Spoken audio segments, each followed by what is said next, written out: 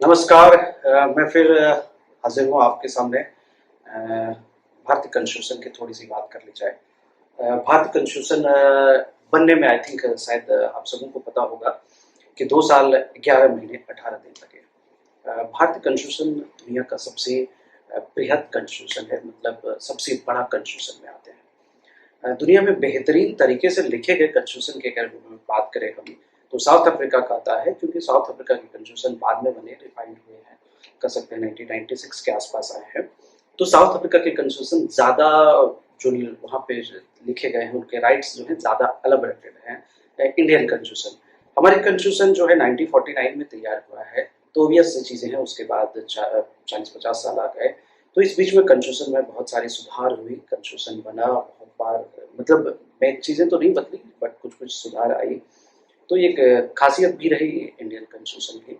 तो चलिए उतनी डिटेल्स में तो आज हम नहीं बात करेंगे। आज हम कॉन्स्टिट्यूशन के मेन जो कह सकते हैं बात करेंगे शेड्यूल की। हमारी कॉन्स्टिट्यूशन जो है, इंडियन कॉन्स्टिट्यूशन जो लिखा गया, ये 12 शेड्यूल है। तो हो सकता है आपको लगता होगा कि ये शेड्यूल क्या है। जो लोग नए हैं, जिन्हें नहीं पता है शेड्यूल क्या है, मैं थोड़ी सी बस बता देता हूँ। बाकी मैं कोशिश करूंगा आपको 2 मिनट में याद हो जाएंगे, गारंटी है। चाहे आप हिंदी मीडियम के हो, चाहे इंग्लिश मीडियम के हैं, नो सो। तो शेड्यूल जस्ट सपोज आप कोई एक टेक्स्ट बुक निकालते हैं, तो उसमें आपको चैप्टर 1, चैप्टर 2, चैप्टर 3 इस तरह से कंटेंट आपको देखने मिलते हैं। बस ऐसा ही कुछ समझ लीजिए कि हमारे इंडियन कॉन्स्टिट्यूशन में 12 चैप्टर है। तो सबसे पहले स्टार्ट करते हैं हम कि ये 12 अक्सर एग्जाम में है, आप किसी भी एग्जाम में दे रहे हैं, चाहे जेपीएससी, बीपीएससी, इवन यूपीएससी के एग्जाम में भी कभी कभी पूछे गए हैं कि इससे ऐसे क्वेश्चन आ जाते हैं कि शेड्यूल 8 में क्या है, शेड्यूल 9 में क्या है। तो बच्चे जनरली कंफ्यूज होते हैं, और चूंकि मैं पढ़ाते रहता हूँ तो बच्चे पूछते हैं कि sir it is very hard to remember कि कौन से शेड्यूल में क्या चीज़ें हैं, बैठ के रटना पॉसिबल नहीं है, इतने सारे शेड्यूल, आर्टिकल, पार्ट। तो मैं कोशिश करूंगा, आपको एक मैंने आसान सी ट्रिक बनाई है जिससे आपको बस 2 मिनटों में याद हो जाएगी। तो सबसे पहले मुझे बताइए कि अभी के प्राइम मिनिस्टर कौन है। बहुत आसान सा क्वेश्चन है, नरेंद्र मोदी। उनके पहले प्राइम मिनिस्टर कौन थे? आंसर है मनमोहन सिंह। तो वेरी गुड। तो मनमोहन सिंह को जहां तक आप लोगों ने देखा समझा होगा, बहुत सारे लोग नहीं देखे होंगे, मतलब पिक्चर में देखा होगा, उनको बोलते नहीं देखा है।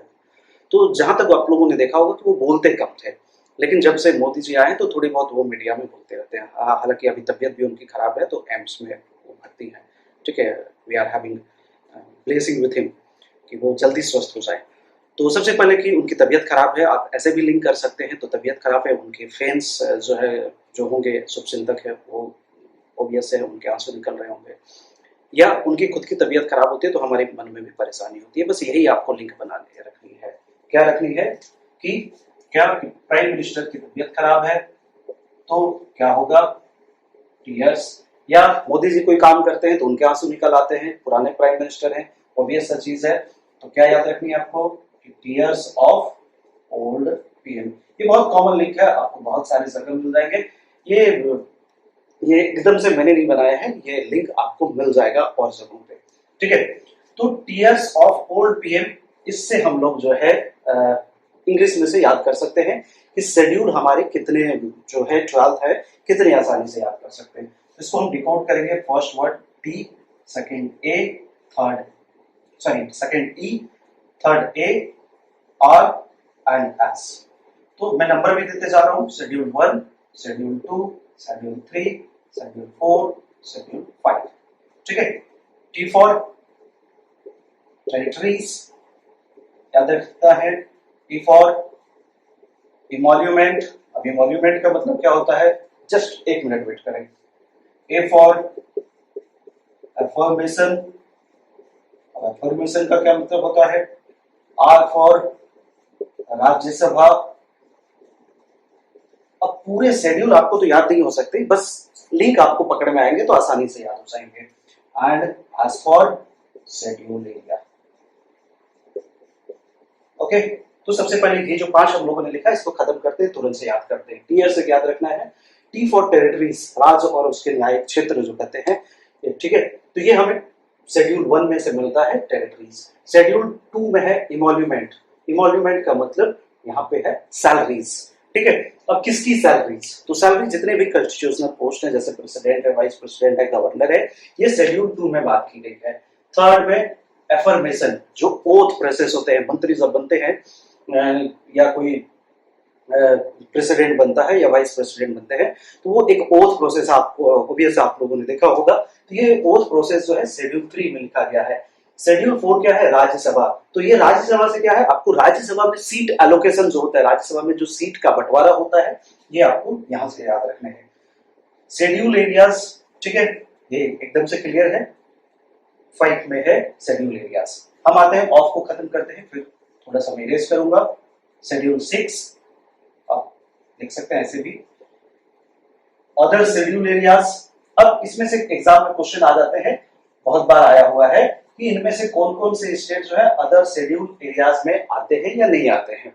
ठीक है, तो आपको ये देखिए 5 में शेड्यूल एरियाज, 6 शेड्यूल में जो है आपको याद रखना है अदर शेड्यूल एरियाज। तो अदर शेड्यूल एरियाज में, इसको मैं थोड़ा इरेज कर देता हूं, अदर शेड्यूल एरियाज में कौन से स्टेट आते हैं? बहुत आसान है, 4 स्टेट आपको याद रखने हैं ना, कंफ्यूज नहीं करना है।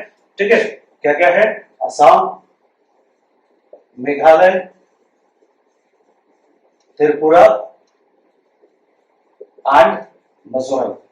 4 स्टेट आपने याद कर लिए। यहां से क्वेश्चंस आपके आ जाएंगे कि एग्जाम में क्वेश्चन कैसे आते हैं। एग्जाम में क्वेश्चंस आते हैं कि which of the following state is note in the other schedule areas. तो इसमें से जनरली क्वेश्चंस कैसे दे देंगे आपके कि ये नॉर्थ ईस्ट के स्टेट हैं, तो आपको नॉर्थ ईस्ट के ही कोई स्टेट ऑप्शंस में दे देंगे, तो आप कंफ्यूज हो जाते हैं।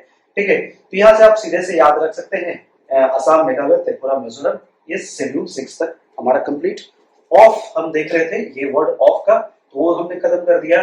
7 जो है वर्ड पैटर्न, एफ का से आया पैटर्निज्म। ओके, होप क्लियर होगा।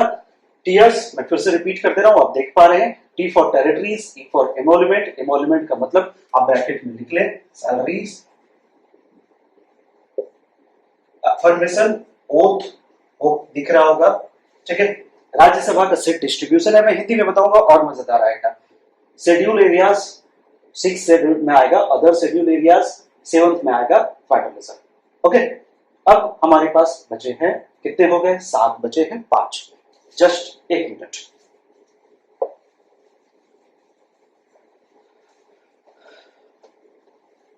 अब हम बात करते हैं शेड्यूल 8 की या वर्ड ओल्ड की, OLD। Schedule 8, schedule 9, schedule 10। एकदम मिनट लगेंगे, मिनट, बस आपको 2 मिनट लगेगा। मुझे जितने देर लिखने में लगे उतने देर में याद हो जाएंगे। तो शेड्यूल 8 ऑफिशियल लैंग्वेज, हमारी लैंग्वेज की जो पॉलिसी है, ये शेड्यूल 8 में लिखा गया है। एल फॉर लैंड रिफॉर्म्स, और विजिबल होगा। D for defection. इसको थोड़ा सा एक्सप्लेन कर देता हूं। ऑफिशियल लैंग्वेज क्लियर है, हमारी कंट्री में ऑफिशियल लैंग्वेज हिंदी या इंग्लिश है। लैंड रिफॉर्म्स, हालांकि ये स्टेट पे भी डिपेंड है, हर स्टेट अपना चाहे तो लैंग्वेज पॉलिसी चूज कर सकता है। लैंड रिफॉर्म्स, ये जमींदारी का सिस्टम, आई थिंक आपको क्लियर हुआ कि हमारे कंट्री में जमींदारी का सिस्टम हुआ करती थी, इसको सुधार करने के लिए शेड्यूल 9 में लैंड रिफॉर्म्स लाया गया। डिफेक्शन क्या है? डिफेक्शन दल बदल कानून। ठीक है, जो पॉलिटिकल पार्टियां इलेक्शंस के पहले, सपोज पॉलिटिकल पार्टी ए है, इलेक्शंस के बाद पॉलिटिकल पार्टी बी में चली जाती है, तो इसके लिए जो दल बदल कानून मेंशन किया गया है, ये शेड्यूल 10 में है। क्लियर? चलिए, अब 2 वर्ड बचे रहे हमारे पास, कौन से? एक PM, P फॉर याद है कौन से शेड्यूल में है? शेड्यूल 11 में, और 12 में क्या है? M, PM साथ में याद रखने हैं। तो P फॉर पंचायत और M फॉर म्युनिसिपैलिटीज। ठीक है, मिनट में याद हो गए ना? मैं रिपीट कर देता हूं, हमारे पास नहीं है लिखा हुआ, बट आपको भी सोचना आपने नहीं लिखा है, आपने जो लिखा है उसी से याद कीजिए। T for territories, E for emolument, A for emolument बोले तो सैलरी, A फॉर अफर्मेशन मतलब क्या है?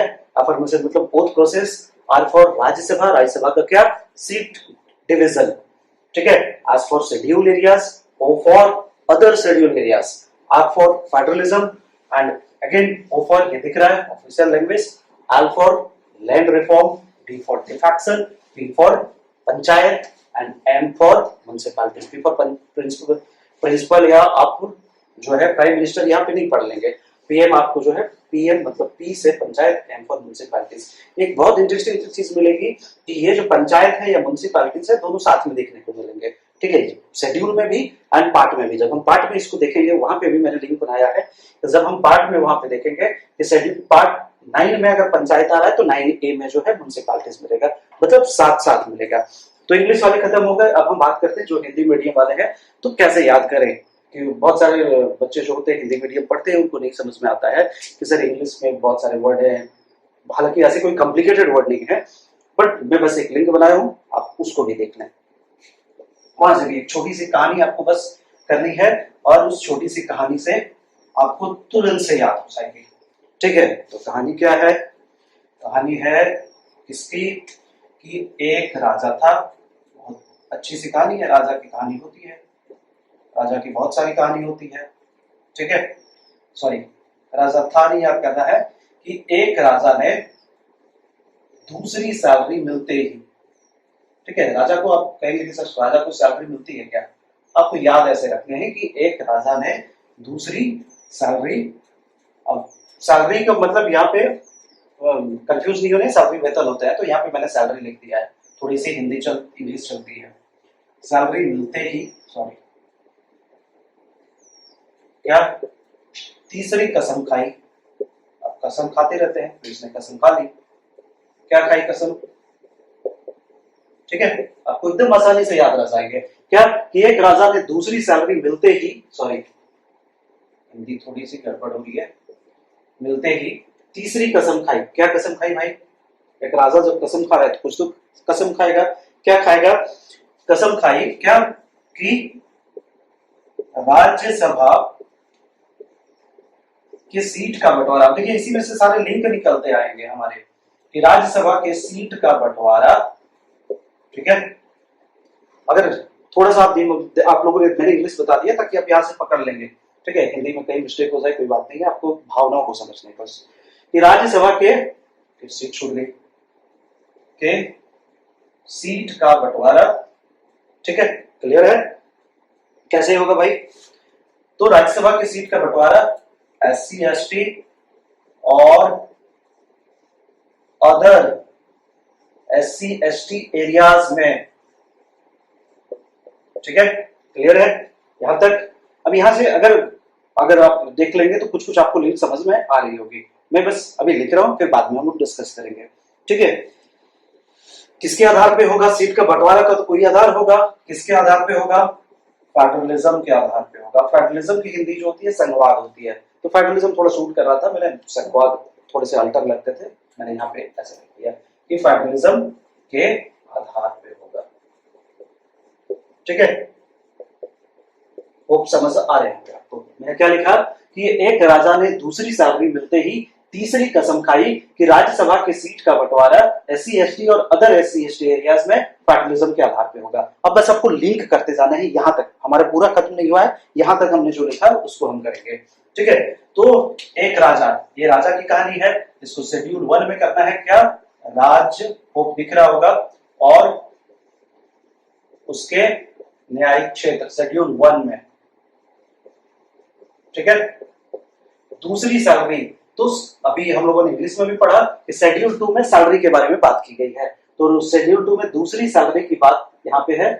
सैलरी की बात है, किसकी सैलरी? फिर से रिपीट कर दे रहा हूँ, प्रेसिडेंट, वाइस प्रेसिडेंट, गवर्नर, इन सारे लोगों की सैलरी की बात है। तीसरी कसम खाई, तो शेड्यूल 3 में क्या है? यहाँ पे शेड्यूल 3 में जो बात किया गया है किस चीज के बारे में? ओथ प्रोसेस, कसम, ठीक है, शपथ जो होते हैं नेताओं के, ये तीसरे शेड्यूल में है। चौथा शेड्यूल एकदम से क्लियर है, राज्यसभा की सीट का बंटवारा, ये तीसरा था, ये दूसरा था, ये पहला लिखा हुआ है कि तीसरी कसम खाई, मतलब तीसरा जो शेड्यूल है ये है कि राज्यसभा की सीट का बंटवारा, मतलब शेड्यूल 4 में राज्यसभा की सीट का बंटवारा किया गया है, शेड्यूल 5 में SC ST एरियाज, शेड्यूल 6 में अदर SC ST एरियाज 6 में, ठीक है। इंग्लिश वाले अगर आपने ध्यान दिया होगा तो 4 स्टेट की हमने बात की थी, कौन कौन से 4 स्टेट थे? असम, मेघालय, त्रिपुरा एंड मिजोरम। फेडरलिज्म हम आ गए 7 पे, तो शेड्यूल 7 तक आपको याद हो गया होगा। क्या छोटी सी कहानी याद करनी है कि एक राजा ने दूसरी सैलरी मिलते ही तीसरी कसम खाई कि राज्यसभा की सीट का बंटवारा SC ST और अदर SC ST एरिया में फेडरलिज्म के सॉरी मतलब घोषणा कर दिया कि आधार पर किया कर सकते हैं। थोड़ी सी ऐसी कहानी में गड़बड़ हो गई थी कि एक राजा ने दूसरी सैलरी मिलते ही तीसरी कसम खाई कि राज्यसभा की सीट का बंटवारा SC ST और अदर सिस्टम में फेडरलिज्म के सॉरी वही सही था कि फेडरलिज्म के आधार पर होगा।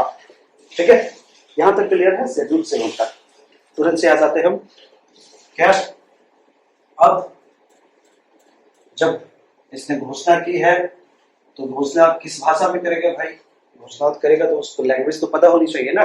ठीक है, तो क्या किया इसके लिए उसने? इसके लिए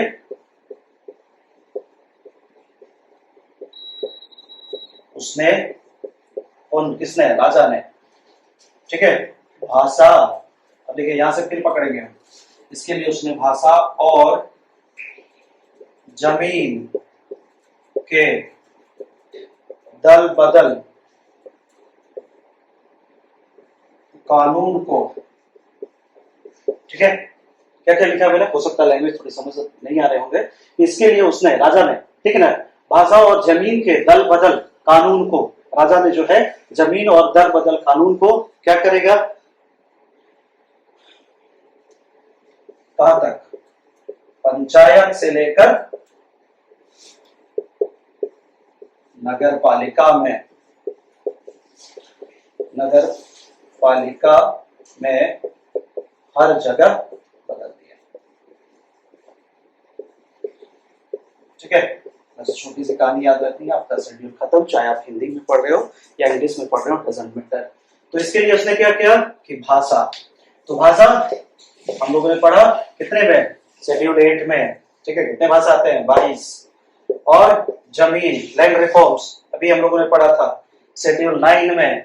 दल बदल कानून, ठीक है, कितने में? जिसको इंग्लिश में हम लोगों ने पढ़ा डिफेक्शन, कि इसके लिए उसने जमीन के दल बदल कानून को पंचायत, कितने में आया हमारा? शेड्यूल 11 में। और नगर पालिका शेड्यूल 12 में। ठीक है, फिर से मैं रिपीट कर देता हूं कि इसके लिए उसने भाषा शेड्यूल 8, जमीन 9, दल बदल कानून शेड्यूल 10, पंचायत 11 से लेकर नगर पालिका में हर जगह बदल दिया। नगर पालिका 12, पंचायत 11, नगर पालिका 12। इतनी सी थी, बहुत छोटा सा है, आसान है, सिर्फ 12 शेड्यूल याद करने। एग्जाम में अक्सर किसी भी आप कंपटीशन एग्जाम दे रहे हैं, चाहे रेलवे दे रहे हैं, SSC दे रहे हैं, JPSC, BPSC, इवन UPSC दे रहे हैं, डजंट मैटर कौन से एग्जाम दे रहे हैं, एग्जाम दे रहे हैं। ठीक है, आप कहेंगे बैंक वाले भी नहीं आए, बैंक का सिलेबस ही नहीं है। तो जो सिलेबस है आपके, जहां पे ये JS पोर्शन पूछे जाते हैं, पॉलिटिकल साइंस से क्वेश्चन पूछे जाते हैं, अक्सर या तो शेड्यूल से लेकर या पार्ट से या आर्टिकल से क्वेश्चन रहते हैं। तो हिंदी या इंग्लिश दोनों हमने कवर कर लिया। और जहां पे भी आपको दिक्कत लगे, या तो आप हिंदी से कर सके या इंग्लिश से कर सके, अगर दिक्कत है दोनों मिला के कर लें, नहीं है दो जहां से भी समझ आते हैं वहां से कर लें। ठीक है, चलिए, तो अगले वीडियो में हम मिलेंगे। ये जो हमने शेड्यूल देखा 12 है, आसानी से याद कर लिए। एक ऐसी ही छोटी कहानी हम लोग करेंगे और कॉन्स्टिट्यूशन का जो है पार्ट 22 जो है उसको हम लोग कवर करने की कोशिश करेंगे।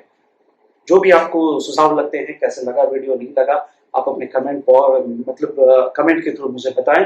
और कुछ ऐसी वीडियो अगर आपको चाहिए होंगे जो स्पेशल, जो समझ में नहीं आते हो या जिसको याद करने में बहुत ज्यादा मुश्किल होती है, वो भी मुझे बताएं। मैं कोशिश करूंगा कि आपको डिकोड करके या ऐसी कुछ कहानियों के साथ आपको प्रेजेंट करूं।